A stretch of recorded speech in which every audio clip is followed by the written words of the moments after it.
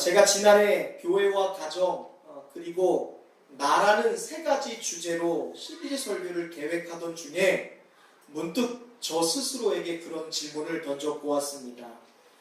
과연 이 말씀의 여정을 통해 우리는 어떤 도움을 받아야 할까? 물론 이 교회에 대한 굉장히 성서적이고 신학적인 지식도 가져야 합니다. 그리고 그러한 건강한 신앙관 위에 우리의 가정과 교회 그리고 개인을 세우는 작업들을 하면서 과연 어떻게 우리가 행복해질 수 있는지에 대한 청사진을 우리 성도들에게 보여주고 싶었어요.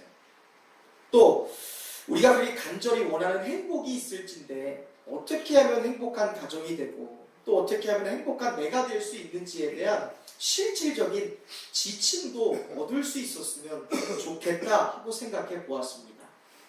그런데 그런 마음을 가지면서 하나님 청사진도 좀 주시고요. 실질적인 우리 가정이 행복해질 수 있는 비결도 좀 주세요. 이렇게 하나님께 기도하던 중에 하나님의 마음이 제게 임해왔습니다. 그런데 하나님의 마음은 그것이 교회이든 가정이든 그리고 개인이든 어떤 것이든지 간에 그것이 바로 하나님의 성소가 되어야 된다는 하나님의 마음이 임해왔습니다.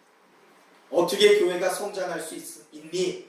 어떻게 가정이 행복해질 수 있니? 어떻게 개인이 행복해질 수 있니? 라는 저의 물음과 하나님께 구했던 기도의 응답은 그것이 무엇이든 성소가 되어야 된다는 하나님의 가르침이었습니다. 성소는 거룩한 곳입니다. 백성들로 하여금 하나님을 알게 하기 위해 선택된 곳이 바로 성소입니다. 그런 의미에서 우리의 가정은 그리고 우리의 교회는 성소가 될 수 있습니다. 하나님이 우리의 가정과 우리의 인생에 역사하시는 것을 세상에 보여줄 때 우리의 결혼과 가정은 세상의 성소가 될 수 있는 것입니다. 여러분, 이 성경은요 하나님으로 시작을 합니다. 성경 첫 장을 넘기면 끝까지 하나님이 중심에 계십니다. 우리는 교회이든지 가정이든지 개인의 삶이든지 항상 이 점을 명확하게 해야 합니다.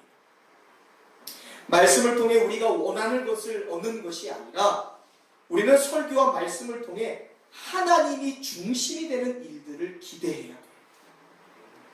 갓패밀리라는 시리즈 설교를 시작하면서 저는 이 점을 명확하게 했으면 좋겠습니다. 이 갓패밀리는요 여러분과 저에 관한 이야기가 아니에요. 하나님의 이야기입니다. 저는 처음부터 끝까지 하나님만을 중심에 두고 이 갓패밀리 설교를 진행하려고 합니다. 리빌딩 시리즈, 교회 편과 마찬가지로 갓패밀리, 가정에서도 반드시 우리는 그분의 말씀을 들어야 합니다. 서점에 가보시면 알겠지만 서점에 가면 뭐 행복한 결혼, 행복한 가정, 열매 맺는 자녀, 양육 뭐 이런 가정에 대한 많은 지침서들이 있습니다. 꼭 신앙도서가 아니더라도 하루에 수십 권, 많게는 수백 권씩 쏟아지는 이런 지침서들, 서적들을 통해 우리는 어떻게 가정을 이루는지, 어떻게 행복한 삶을 살 수 있고 어떻게 부부관계가 행복해질 수 있는지에 대한 지침을 얻게 됩니다. 그런데 이 세상에 나와 있는 많은 책들은 대부분 어떻게 라는 단어에 집중하고 있습니다. 사람들은 그리고 그 어떻게 라고 집중하고 있는 서적들을 통해 이론들만 받아 적으려 하고 있습니다. 어떻게 하면 소통을 잘할 수 있을까? 어떻게 하면 결혼을 잘할 수 있을까? 어떻게 하면 관계를 회복할 수 있을까? 어떻게 하면 자녀를 잘 키울 수 있을까? 어떻게 하면 부부 생활을 잘하고 어떻게 하면 부자가 될 수 있을까? 세상의 서적들은 다 어떻게 라는 방법론에 대하여 이야기를 합니다. 그런데 성경은 오늘 우리에게 어떻게가 아닌 왜 그리고 무엇을 위하여 라는 물음으로 시작할 것을 말씀하고 있습니다. 결혼은 왜? 결혼은 무엇을 위하여? 가정은 왜? 가정은 무엇을 위하여? 자녀를 낳고 기르는 것은 왜? 자녀를 낳고 기르는 것은 무엇을 위하여? 라고 물을 것을 성경은 우리에게 요구하고 계십니다. 여러분, 우리가 무엇을 왜? 무엇을 위하여? 왜? 라는 물음을 가지게 될 때요, 건강한 가정과 행복한 가정에 대한 방법은 자연스럽게 뒤따라 나오게 되어 있습니다. 그래서 그런 말이 있죠. 질문의 차이가 결과의 차이를 만든다. 어떻게 행복한 가정이 될까라는 것을 질문하기 이전에 왜 행복한 가정이 되어야 되지? 어떻게 결혼을 잘할 수 있을까라는 물음에서 왜 결혼을 해야 되지라는 물음으로 우리의 물음을 바꿀 것을 성경은 요구하고 계십니다. 저는 오늘 갓패밀리 출발을 이렇게 하고 싶어요. 우리가 바라는 것은 하나님이 바라시는 바와 같아야 된다. 우리 한번 고백해 볼까요? 내가 원하는 것은 하나님이 원하시는 것과 같아야 한다. 아멘. 여러분, 우리 가정에 바라는 것이 있다면 그것은 하나님이 바라시는 것과 같아야 합니다. 아멘이시죠? 여러분이 결혼에 바라고 있는 것이 있습니까? 그것은 하나님이 여러분의 결혼에 바라는 것과 같아야 돼요. 내가 나의 남편에게 원하는 것, 내가 나의 아내에게 바라는 것은 하나님이 여러분의 아내와 남편에게 바라는 것과 같아야 합니다. 우리가 자녀에게 바라고 우리가 부모에게 원하는 것은 하나님이 부모에게 자녀에게 원하시는 바와 같아야 합니다. 이 말은 가정에 있어서 그리고 결혼에 대하여 자녀 양육에 대하여 하나님의 이유가 나의 이유보다 중요하다라는 거예요. 우리는 가정에서 하나님을 중심에 둘 때 우리의 생각이 뒤집어지는 놀라운 경험들을 하게 되는 것입니다. 그리고 그 경험들은 앞으로 우리가 그동안 경험해보지 못했던 행복의 삶으로 우리를 분명히 인도하게 될 줄로 믿습니다. 이 시간 우리 옆 사람에게 축복합시다. 하나님을 중심에 둘 때 가정이 행복해집니다. 하나님을 중심에 둘 때 결혼 생활이 행복해집니다. 아멘. 사랑하는 성도 여러분, 우리는요, 하나님이 무엇을 원하시는지 그것을 여쭙고요, 우리의 목표를 그분께 맞추어야 돼요. 절대로 우리의 목표에 하나님이 맞추시기를 원해서는 안 됩니다. 우리가 그분의 목표에 우리의 삶을 재조정해야 되는 거예요. 그 이유는 몇 가지가 있는데, 먼저는 옳고 그름에 있습니다. 야고보서 1장 17절에 이런 말씀이 있습니다. 우리 함께 읽어볼까요? 시작! 온갖 좋은 은사와 온전한 선물이 다 위로부터 빛들의 아버지께로부터 내려오나니. 아멘.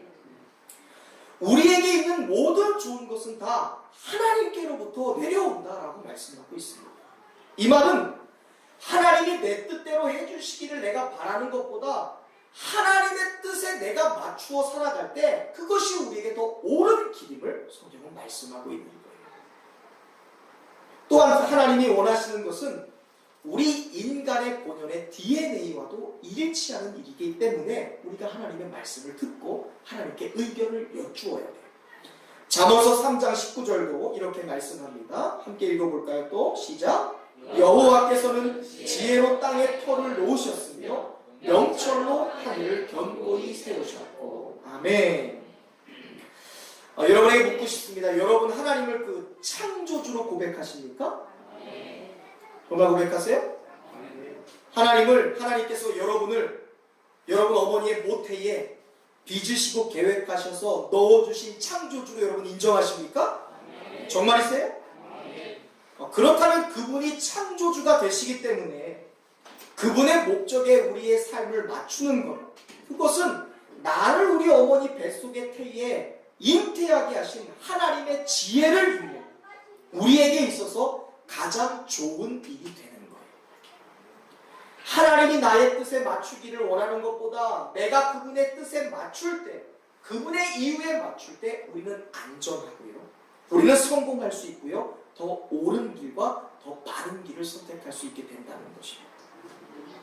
그러므로 우리가 하나님 제게 무엇을 원하세요? 저희 가정에 원하시는 것은 무엇입니까? 저희의 결혼을 통해 원하는 것은 무엇이에요? 라고 여쭐 때 우리는 교회와 가정 그리고 나에게 가장 좋은 일들을 여쭙는 일이 되는 거예요. 왜? 하나님이 만드셨습니다. 하나님 무엇을 원하세요? 라고 묻는 것은 내게 좋은 해답을, 가장 좋은 대답을 하나님께 여쭈는 일이 되는 것이죠.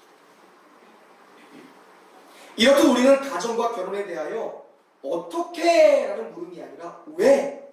무엇을 위하여? 라는 질문을 던질 때 그동안 나의 편협했던 사고를 고치게 되고요. 나가 그동안 알게 모르게 행했던 그리고 말하였던 그 일들에 대한 회개라는 것을 하게 되는 것입니다. 우리는 결혼, 가정, 자녀 양육에 대하여 왜? 어떻게? 라는 물음을 또 묻기 이전에 반드시 내가 바라는 것, 내가 원하는 것, 내가 꿈꾸었던 결혼, 내가 원하던 가정으로부터 의식적으로 돌이킬 수 있어야 되는 거예요. 그리고 나의 삶을 의식적으로 돌이키며 나의 결혼과 가정을 향한 하나님의 뜻을 여쭙고 그 목표를 반드시 우리는 설정해야 돼요. 그것이 우리를 행복하게 해줄 수 있고 그것이 우리에게 가장 옳은 일이기 때문에 그렇습니다. 사랑하는 성도 여러분, 갓패밀리 시리즈 설교를 통해 우리가 생활 방식의 조언을 들으려 하는 것이 아니라 우리가 믿는 하나님을 진지하게 대면할 수 있는 기회가 되기를 주님의 이름으로 축원드립니다. 하나님을 중심에 모시고 하나님이 바라시는 것을 저와 여러분이 힘써 바랄 수 있게 되기를 간절히 소망합니다. 자, 그렇다면 이 결혼과 가정을 향한 하나님의 목적은 무엇일까? 결혼을 창조하시고 가정을 만드신 하나님은 왜 그 가정을 창조하셨을까? 우리는 그게 무엇이든지 이 왜라는 질문의 대답을 찾기 위해서는 무조건 기본으로 돌아가야 돼요. 내가 알고 있는 지식의 가장 그 근본으로 돌아가야 됩니다. 우리 같이 결혼, 가정을 왜 만드셨는지 그 기본에 대해 한번 돌아가 보겠습니다. 내가 왜 결혼해서 가정을 이루어야 되지? 라는 질문에 아마 많은 경우에 대부분 크리스찬들은 성경을 읽으면서 하나쯤의 해답을 좀 갖고 있을 거예요. 어떤 분들은 무자한 것보다, 자녀가 없는 것보다 있는 게 나니까 결혼을 해야 된다. 성경에 근거해서 그런 이유를 갖고 계신 분도 계십니다. 또 어떤 사람은 혼자 살면 이기심을 갖게 되니까 혼자 살아서 갖게 되는 이기심보다 결혼해서 친밀한 관계를 유지하는 것이 나니까 결혼은 해야 된다. 이렇게 성경학적으로 얘기할 수도 있습니다. 또 어떤 분들은 바울이 말한 것처럼 성욕 때문에 사회를 해치기보다는 결혼해요. 결혼해서 그 부부가의 관계를 통해 질서를 갖는 것이 더 중요하기 때문에 결혼을 해야 된다. 이 정도의 대답을 보통 크리스찬들은 하게 될 것입니다. 그런데 문제는 무엇이 먼저인지가 명확하지 않아요. 어떤 사람은 결혼 왜 해요? 라고 물어보면 야, 너 안 그래도 성욕 많은 놈이 뭔 짓 하려고 결혼해. 나쁜 짓 하지 말고 사회에 아가. 결혼해서 건강한 결혼생활, 성생활해. 이렇게 얘기하는 사람도 있고 어떤 사람은 야, 그래도 자녀가 있어야지. 자녀 없으면 어떡하냐. 그래서 결혼해. 라고 얘기하는 사람도 있습니다. 무엇이 중요한지 사람마다 요구하는 것, 주장하는 것이 다 달라요.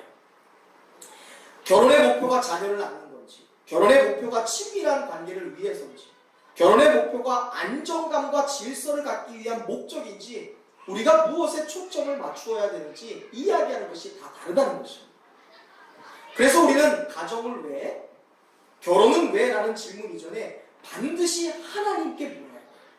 하나님 결혼을 왜 해야 됩니까? 가정은 왜 이루어야 되죠? 라고 반드시 물어야 돼요. 그리고 그 물음의 기본에는 하나님이 여자와 남자를 창조하셨다. 왜 하나님이 여자와 남자를 나누어서 만드셨을까라는 질문을 해봐야 돼요. 우리를 남자와 여자로 만드신 하나님의 목적을 분명히 알아야 우리가 왜 결혼하는지, 우리가 왜 가정을 이루는지를 알게 되기 때문에 그렇습니다. 오늘은 이 근본 해답에 대한 질문을 찾아가는 시간을 갖도록 하겠습니다. 먼저 우리가 읽었던 창세기 1장 26절부터 31절, 그리고 2장 15절부터 25절 두 가지 본문을 나누어서 1장에서는 남자와 여자를 창조하신 일, 그리고 그 창조하신 남자와 여자를 2장에 가정과 결혼을 만드신 일, 창조하신 이유에 대하여 좀 나눠서 우리가 찾아보도록 하겠습니다. 예수님도 이 두 가지의 말씀을 인용하셨어요. 그리고 바울도 당연히 이 두 가지의 말씀을 가지고 결혼과 가정에 대해서 설명했거든요. 그래서 우리는 이 결혼과 가정이 처음 탄생했던 배경이 창세기 1장과 2장의 배경을 통해 우리가 왜 결혼해야 되는지, 우리가 왜 가정을 이루어야 되는지를 해답을 찾을 수 있게 되기를 간절히 바랍니다.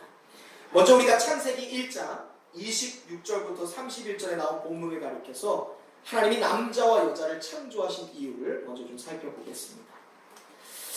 창세기 1장에는 이 천지 창조의 모습이 아주 시적으로 잘 묘사가 되어 있어요. 내용을 살펴보면 하나님은 이 성경은 천지 창조의 내용을 하나하나 기록하면서 성경 끝부분에 하나하나를 만들 때마다 It was good, 좋았더라 라고 표현하고 있습니다. 하나님이 낮과 밤을 만드시고 It was good, 좋았더라. 하나님께서 하늘에 날아다니는 새와 바다의 물고기를 만드시고 It was good, 좋았다 라고 말씀하고 있습니다. 근데 그러던 중에 1장에 보면 그 표현이 26절에 벌어진 일 때문에 It was good, 좋았더라 라는 표현이 31절에 보면 It was very good, 심히 좋았더라 라는 표현으로 바뀌는 것을 보게 돼요. 하나님이 좋았더라 라고 하신 표현이 심히 좋았더라 라는 표현으로 바뀐 거예요.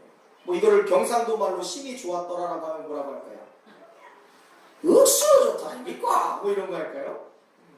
전라도는 뭐가 있을까요? 전라도 좋다라는 표현 어떻게 하나요? 야도수 군이 어떻게 하지? 좋다. 겁나게 좋다. 겁나게 좋다?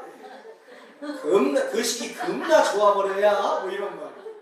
하나님의 표현이 거시기 겁나게 좋아버려야 뭐 바뀌는 것을 우리가 보게 돼요. 그 이유가 26절에 벌어진 일 때문에 그래요. 우리는 이 일들을 통해 창조의 절정이 남녀 인간을 지으신 일이었음을 보게 돼요. 26절에 보면 그런 말씀이 있습니다. 우리 1장 26절 한번 읽어볼까요? 하나님의 표현이 바뀐 거예요. 왜 하나님이 갑자기 겁나게 좋아하시게 됐는지 그 이유가 26절에 나옵니다. 함께 읽어보겠습니다. 시작! 하나님이 이르시되 우리의 형상을 따라 우리의 모양대로 우리가 사람을 만들고 그들로 바다의 물고기와 하늘의 새와 가축과 온 땅과 땅에 있는 모든 것을 다스리게 하셨고, 하나님께서 하나님의 형상을 닮은 사람을 창조하셨어요. 그리고 그 모습을 보시고 어땠어요? 겁나게 좋아버려야 라고 얘기하시는 거예요. 창조의 절정이 인간을 만든 고귀한 성품을 가진 하나님을 닮은 인간을 만드셨을 때 하나님이 너무너무 좋아하셨다. 그 모든 창조의 절정이 인간에게 있다는 것을 우리는 성경을 보게 됩니다. 그렇다면 남자와 여자를 지으신 목적이 무엇이기에 하나님이 심히 좋아하셨을까? 그 이유는 27절에 나오는 이 남자와 여자가 28절에 기록된 것처럼 생육했어요. 그리고 또 어때요? 번성했어요. 그래서 땅이 어떻게 하게 됐어요? 충만하게 됐어요. 그리고 그 땅에 번성하고 충만하고 생육하여 하나님이 만드신 세상을 다스리고 돌봐서 질서정연하고 생명에 충만한 곳으로 지킬 것이기 때문에 하나님이 인간을 만드시고 너무 좋으셨던 거예요. 자, 정리합니다. 하나님이 인간을 만드시고 너무너무 좋아하셨던 이유는요, 인간이 생육하고 번성하여 땅이 충만함으로 하나님이 만드신 온 우주 만물의 자원을 지키고 경작하며 다스릴 것을 보시고 너무 좋았던 거예요. 인간을 만든 목적이 나옵니다. 우리는 창세기 1장의 말씀을 통해 가정과 결혼을 이루는 각각의 사람, 결혼의 대상이 되는 하나님이 창조하신 인간, 즉 남자와 여자가 매우 독특하고 분명한 특징을 갖고 만들어졌음을 보게 됩니다. 첫 번째는 27절을 기초로 하여 우리는 하나님의 형상과 모양대로 지어졌다는 거예요. 여러분, 우리가 하나님의 형상대로 지어졌다는 것은요, 하나님이 처음 창조하셨던 천지창조 가운데 동물이나 식물에게는 없었던 독특함이었어요. 하나님은 우리의 독특함을 보시고 너무나 기뻐하셨고, 여러분에게 하나님을 닮은 독특함이 있다는 것입니다. 그리고 두 번째는 28절에 보면 기초에 28절에 기초로 한 특별한 특권이 맡겨졌어요. 그 특권은 하나님이 만드신 온 땅을 돌볼 남녀, 즉 자신의 자손들을 생육하고 번성하게 하여 땅에 충만하게 하는 것이었어요. 자녀를 생산하는 것이 하나님 보시기에 너무 좋았던 거예요. 그리고 세 번째, 우리가 각각 남자와 여자로 창조되었고 28절에 주신 미션대로 우리가 각각의 자녀, 남성의 DNA와 여성의 DNA를 살려서 세상을 정복하고 다스리고 돌봐야 되는 일들을 우리가 주 하나님 앞에 미션으로, 사명으로 받았다는 것입니다. 그리고 마지막 네 번째, 오늘 본문에는 묵시, 암시된 내용이에요. 드러나 있지는 않지만 하나님은 인간을 독특한 목적과 특별한 이 미션을 가진 인간을 만드시면서 하나님께서 하나님이 계획하신 선한 일들을 위하여, 그리고 하나님이 우리에게 주어주신 그 미션을 바라볼 때 그 하나님의 마음을 보면서 우리가 기뻐하는, 하나님의 뜻을 기뻐하는, 그리고 하나님을 찬양하는 삶을 살도록 우리를 만들어 주셨다는 거예요. 존엄성을 부여받았습니다. 특별한 특권을 받았습니다. 여자와 남자의 각각의 독립된 DNA를 받았어요. 그리고 그 DNA와 하나님이 주신 존엄성과 하나님이 주신 그 사명을 기뻐하며 하나님을 찬양하며 섬기는 사람으로 남자와 여자를 창조하셨어요. 그리고 하나님은 그 대상인 남자와 여자를 보시고 너무나 좋아하셨어요. 이로써 우리는 결혼과 가정에 대해서 생각할 때 무엇보다 하나님을 먼저 생각할 수 있어야 돼요. 그 결혼의 기본 뼈대가 되는 남자와 여자를 만드신 것도 하나님이시고, 그들에게 독특한 특징과 그들에게 독특한 사명과 그들에게 독특한 각각의 DNA를 주셔서 하나님을 기쁘게 섬기는 일, 하나님이 주신 사명을 감당해야 될 사람들이기 때문에 그 사람들은 반드시 결혼과 가정에 있어서 우리를 만드시고 우리를 하나님, 가정 이루게 하신 그 하나님을 반드시 생각해야 돼요.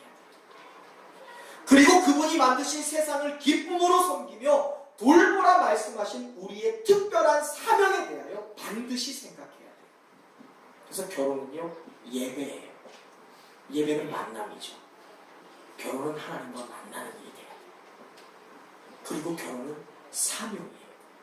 하나님이 맡기신 일들을 준행하는 것이 바로 부부이고 가정이고 결혼이에요. 천지창조를 기록하는 창세기 1장에 보면 25절에 이르러 세상의 만물들이 가득 차게 되는 것을 우리는 보게 됩니다. 온갖 종류의 생물들이 이 땅에 넘치게 되었어요. 하나님은 이 풍성한 세계를 다스리기 위해서 많은 인간이 필요하다라고 말씀하십니다. 그래서 하나님은 남자와 여자를 창조하신 거예요. 모든 우주 만물을 5일 동안 창조하시고 6일 때 되는 날 너무 많은 동식물이 넘쳐나니까 이것들을 관리하기 위한 사람을 창조하신 것입니다. 그래서 하나님은 남자와 여자를 각각 창조하셨어요. 그리고 그들에게 번식과 생육하여 충만해지는 축복을 허락하셨어요. 우리가 각각 남자와 그리고 여자로서 존재하게 된 것은 여성성 그리고 남성성을 살려서 하나님을 기쁘게 섬기고 그분의 세상을 다스리기 위한 거예요. 내가 여자로 태어난 게 뭐 어떤 유전자가 만나서 어떤 게 돼서 어떤 뭐 그런 것들이 만들어서 내가 된 거야. 뭐 그렇게 얘기할 것이 아니라는 거예요. 하나님께서 여러분을 남자로, 여러분을 여자로 만드신 목적은요, 각각의 DNA를 살려서 하나님을 섬기고 하나님을 기뻐하는 삶을 살게 하기 위해서 1차적으로 여러분을 만들어줬어요. 여러분에게 한번 물어보겠습니다. 먼저 남성분들에게 물어볼게요. 여러분이 왜 남자로 태어났나요?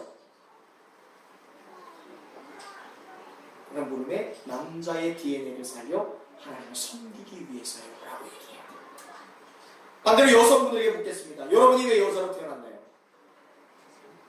여성의 DNA를 살려 하나님을 기쁘게 섬기기 위하여 여러분을 만들어진 거예요. 그게 인간을 창조하신 이유입니다.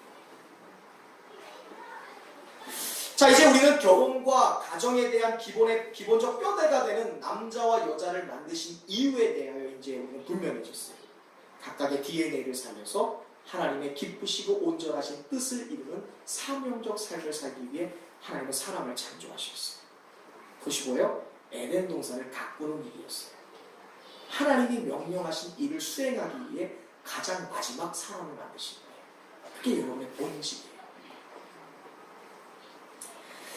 이제 우리가 가정에 대한 기본적 뼈대가 되는 남자와 여자를 창조하신 이유에 대한 분명한 확신이 들었으니까 이제 2장으로 좀 넘어가서 에덴 동산을 중심으로 전개된 인류의 첫 결혼, 하나님이 만드신 여자와 남자가 만나서 가정을 이루는 그 가정의 첫 걸음에 대하여 함께 말씀을 나눠보겠습니다.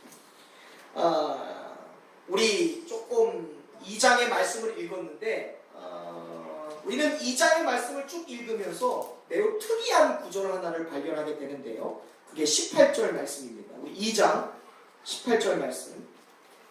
2장을 읽다 보면 갑자기 조금 앞뒤 문맥과 좀 맞지 않고 뭔가 좀 이렇게 뒤가 좀 구린 듯한 느낌을 받는 구절이 등장합니다. 그게 이제 18절 말씀입니다. 우리 함께 읽어볼까요? 시작.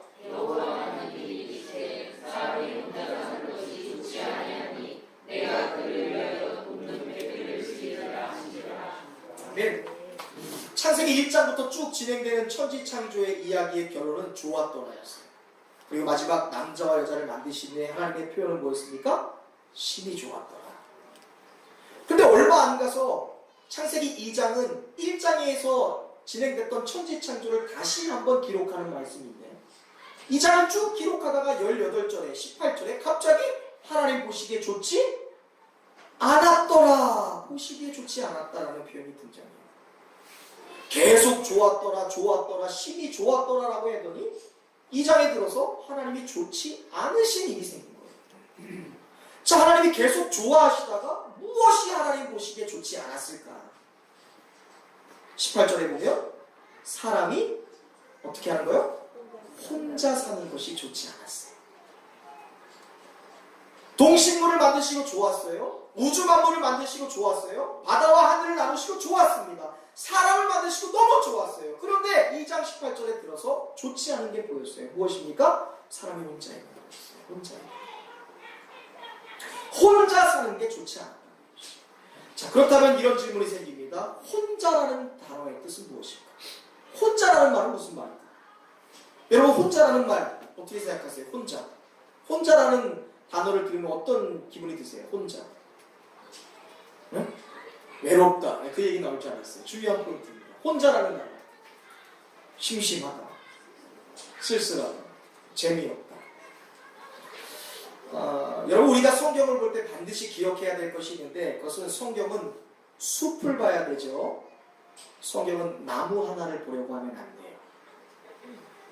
우리가 이 2장 18절을 바라볼 때 아담이 혼자 있는 게 좋지 않았다라는 말씀을 우리가 숲이 아니라 2장이라는 숲이 아니라 나무 18절 말씀만 딱 떼서 보면 그것이 우리의 인간적인 견해가 들어가요.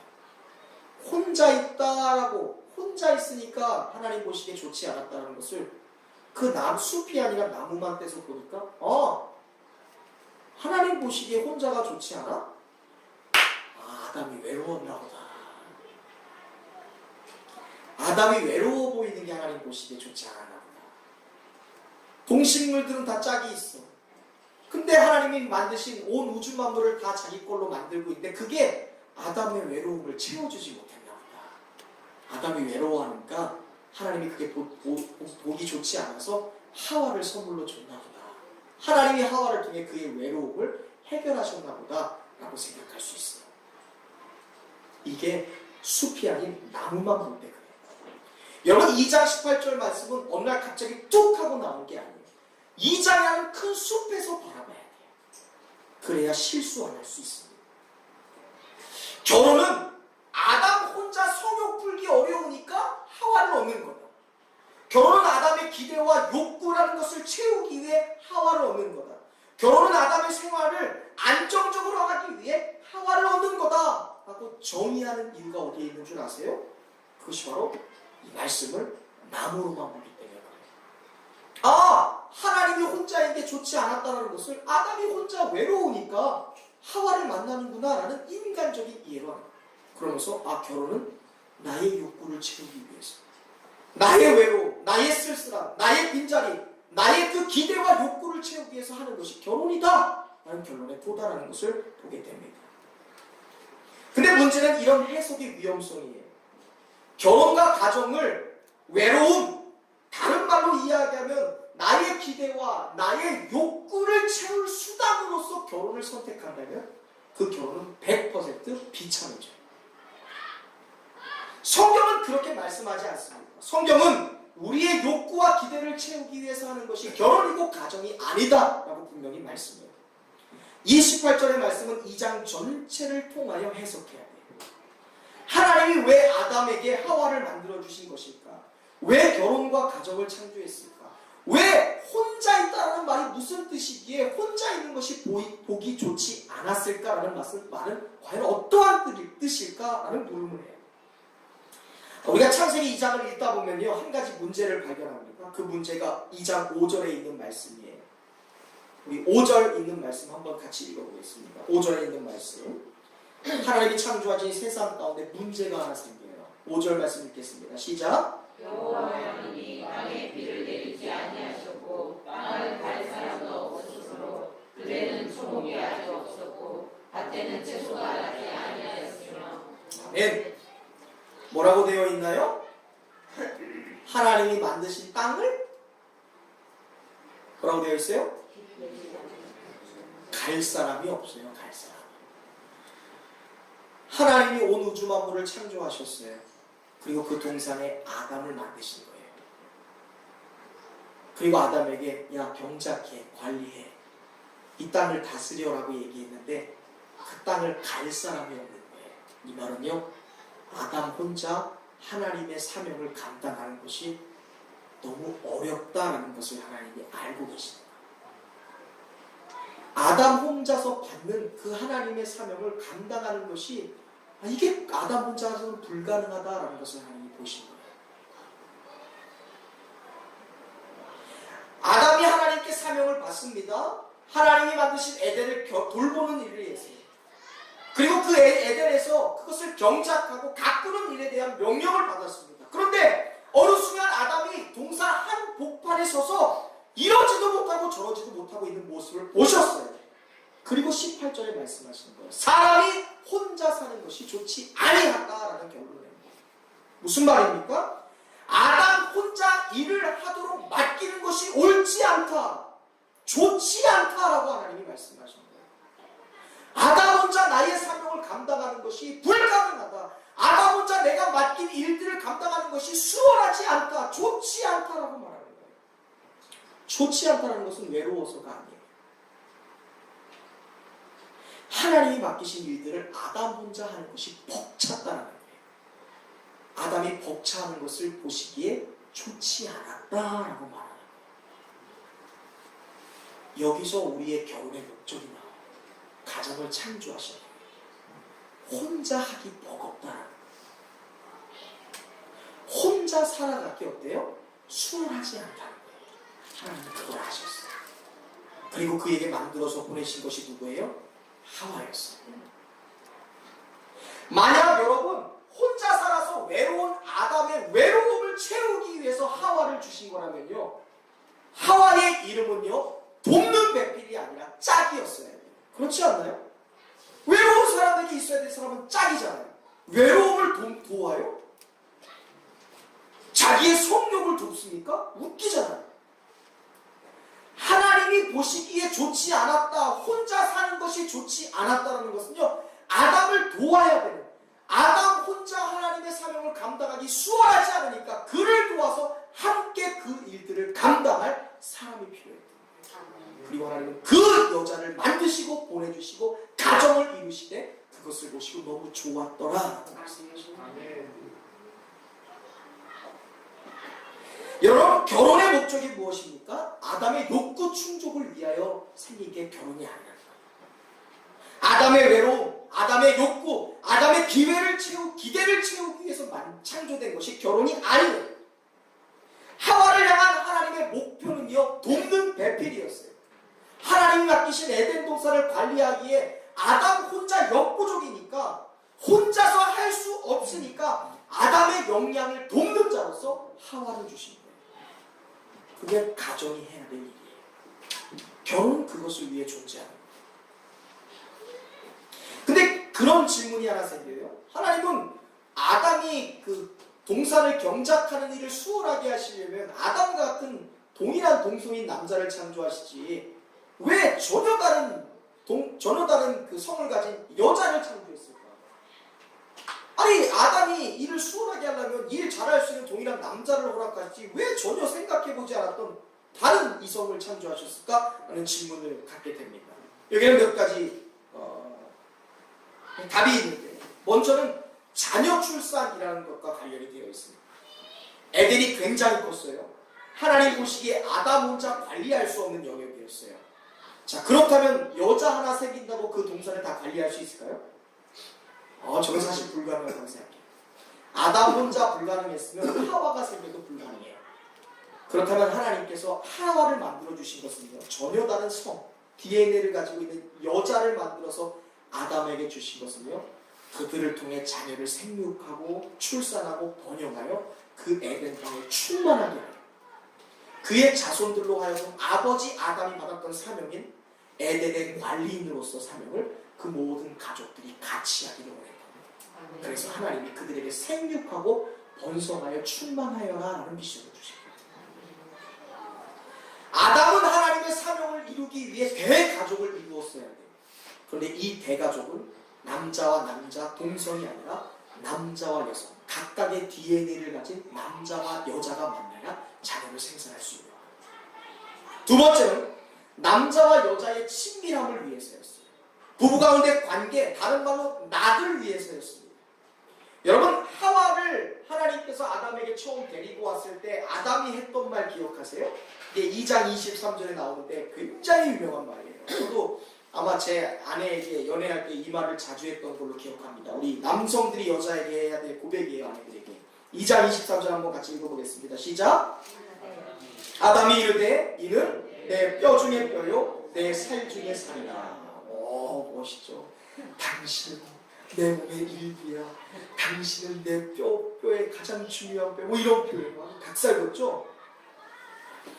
우리는 아담의 고백을 통해 하나님은 에덴 동산에서 하나님을 섬기는 특권을 누리면서 함께 일하며 함께 교제하고 함께 사랑을 나눌 대상으로서 여성을 남자에게 준 거예요.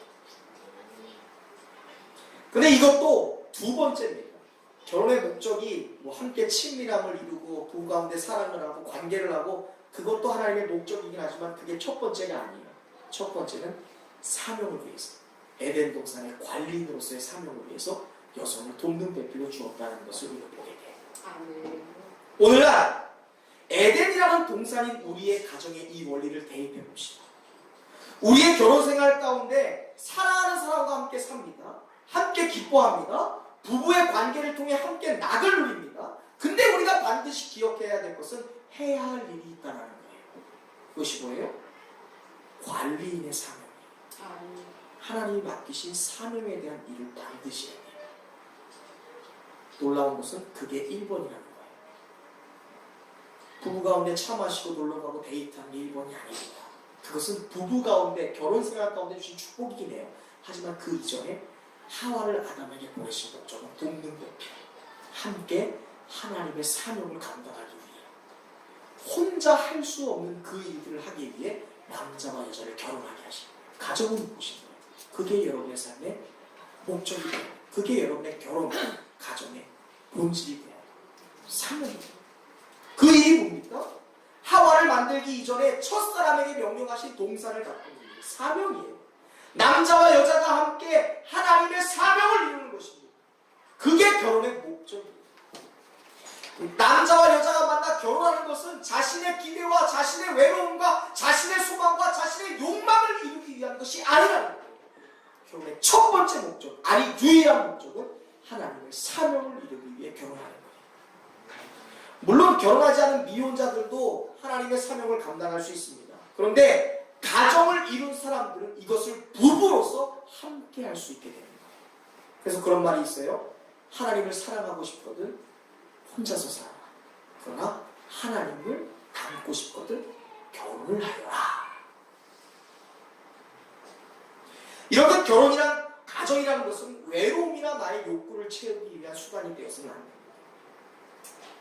나의 욕구를 위해서 창조된 것이 결혼이 아니라는 것을 우리는 반드시 기억해야 합니다. 하나님은 우리의 욕구와 기대를 채우기보다 하나님이 더욱더 원하시는 것이 있다는 것을 여러분의 가정을 쳐다보면서 생각할 수 있어요.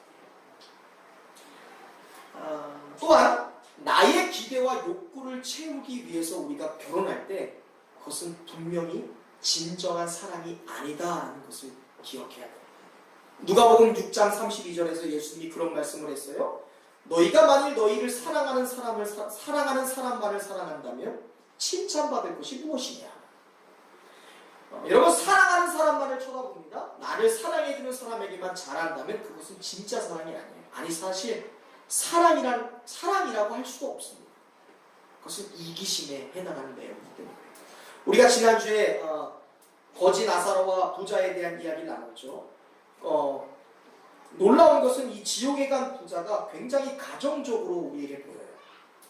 자기가 지옥에서 고통당하고 있으니까 제발 이 땅에 있는 나의 형제들이 5명 있으니까 그 사람들에게 나사로를 보내서 제발 천국이 있고 지옥이 있다는 것을 알려줘서 나와 같은 지옥에 빠지지 않도록 그 가족들을 돌봐주시옵소서, 제발 그들을 구해주시옵소서 하는 얘기예요.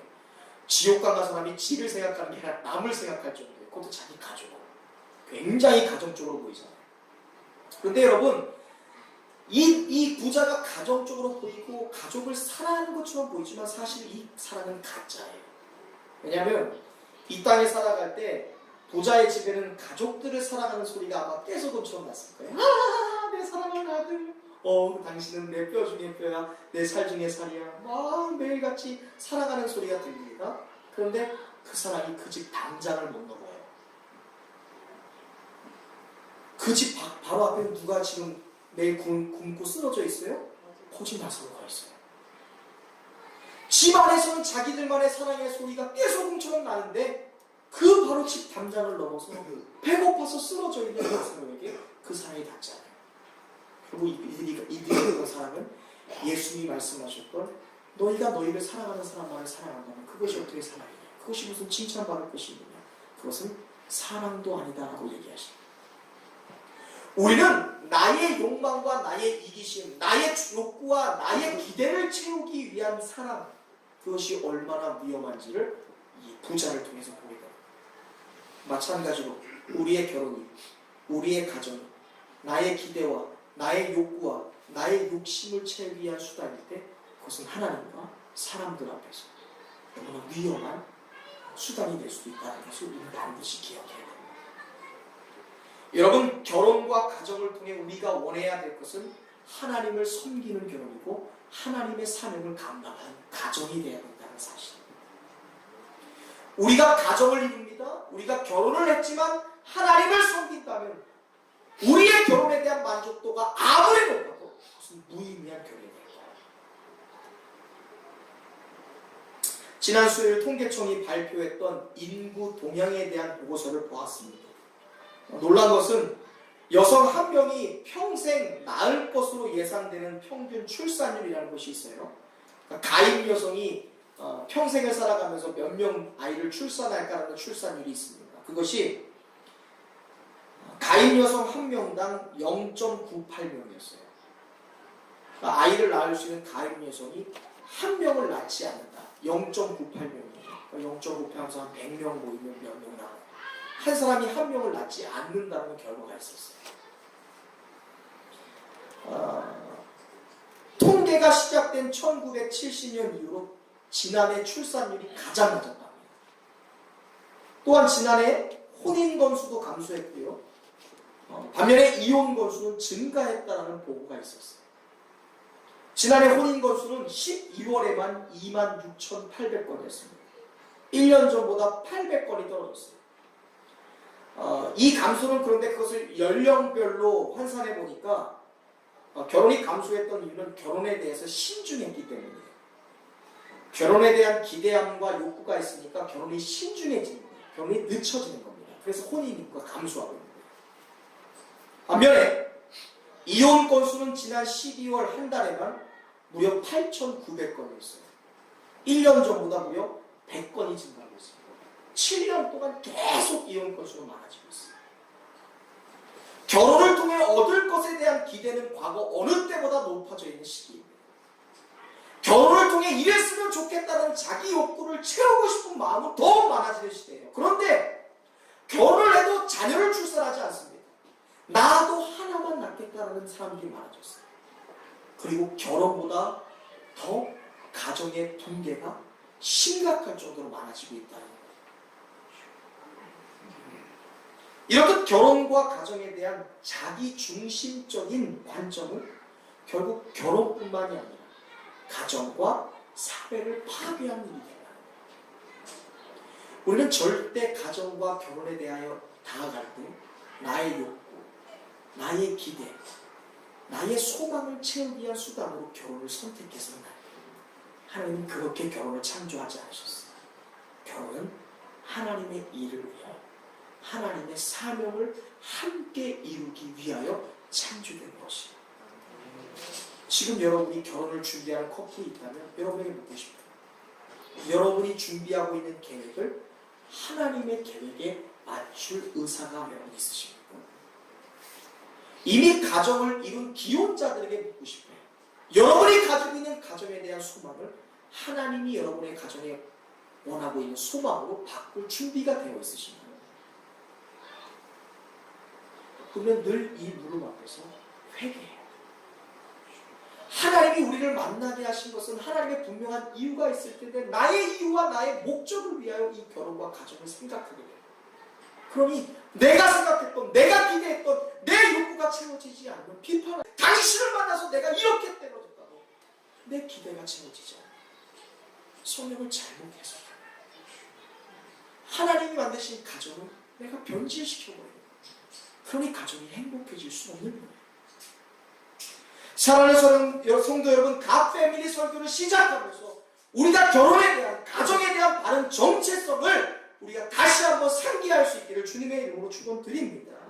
결혼은요, 하나님이 여러분 각자에게 주신 존엄성과 특권을 가지고 남자는 남자대로, 여자는 여자대로 주신 DNA를 통해 하나님을 기쁘게 함께 섬기며 살도록 만들어진 것이 바로 결혼이에요. 나의 외로움, 가정의 경제 생활을 위해, 잘 먹고 잘 사는 일들을 위해 나 혼자는 불가능하니까 당신이 필요한 거다. 나의 쓸쓸함을 채우기 위해 당신을 선택한 거다라고 결혼을 선택하는 순간 결혼은 분명히 힘들어지게 되어 있어요. 불행하게 되어 있습니다. 아담과 하와는 처음에 생육하고 번성하라는 사명을 받았습니다. 하나님은 여러분의 가정을 이루실 때 하나님의 사명자로서의 그 팀이 번성하기를 원하고 계세요. 그래서 우리가 자녀를 낳는 것도 너무 중요해요. 그 사명을 부부가 하는 것보다 여러분의 아들, 딸과 여러분의 손자, 손녀와 함께 그 사명을 이룰 때 하나님 보시고 하하호호 웃으실 거예요. 그러나 창세기 3장에 인간의 불순종이 있었습니다. 하나님은 번성하고 충만하여 하나님이 기뻐하시는 뜻을 이루기 원했지만 사람이 불순종했을 때 생육하고 번성할수록 하나님을 향한 사명자가 생기기보다는 하나님을 적대시하는 파괴자들이 생기기 시작했어요. 우리는 이것을 분명히 기억해야 합니다. 내가 하나님의 목적이 아니야. 하나님의 목적과 정반대인 불순종의 나의 욕망과 기대를 선택할 때 그것은 하나님을 향한 사명자가 아니라 파괴자를 양산할 수 있다는 거예요. 그래서 우리의 결혼의 시작이 그렇게 중요해요. 우리의 가정이 왜, 무엇을 위하여? 라는 질문에 해답을 갖는 것이 그렇게 중요해요. 여러분은 지금 파괴자를 양산할 수도 있고 사명자를 양산할 수도 있다는 그 기로 앞에서 이제 말씀을 정리하면서 여러분에게 그렇게 말씀드리고 싶습니다. 오늘 우리의 가정은 우리 자신의 욕구를 채우기 위해 창조된 것이 아니다라는 사실. 우리의 가정의 목적, 결혼의 목적은 창조주이신 하나님을 섬기기 위해 만들어진 줄로 믿습니다. 하나님은 그분의 세상을 우리에게 맡기셨습니다. 그 세상을 섬기기 위하여 남자와 여자를 창조하셨고 할 수 있거든 혼자 하는 것이 어려우니 남자와 여자가 각각의 DNA를 가지고 서로를 돕고 서로를 세우고 서로의 부족한 것을 채우기 위하여 가정을 만드신 거예요. 우리는 이렇게 결혼 앞에 가정 앞에 질문해야 됩니다.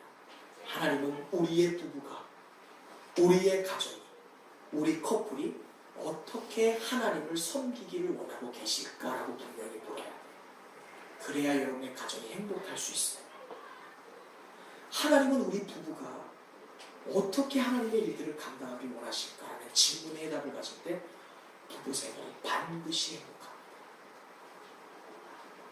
결혼을 준비 중이라면 하나님을 전심으로 섬기는 결혼 생활이 될 수 있도록 하나님이 주신 목표를 우리 결혼의 목표로 삼게 해주시옵소서라고 반드시 기도할 수 있어야 돼요. 그리고 기혼자라면 하나님, 우리가 부부로서 하나님을 섬길 수 있도록 헌신하는 마음을 허락해 주옵소서라고 하나님의 도움을 구해야 될 줄 믿습니다. 자신의 기대와 욕구에서 눈을 돌려 하나님의 뜻과 하나님의 마음을 향해 우리 부부의 가정의 포커스를 조정할 수 있기를 간절히 바랍니다. 결혼에 딸려온 자원들을 가지고 결혼에 딸려온 기회를 가지고 하나님의 세상에서 하나님을 섬길 수 있게 되기를 주님의 이름으로 축원드립니다.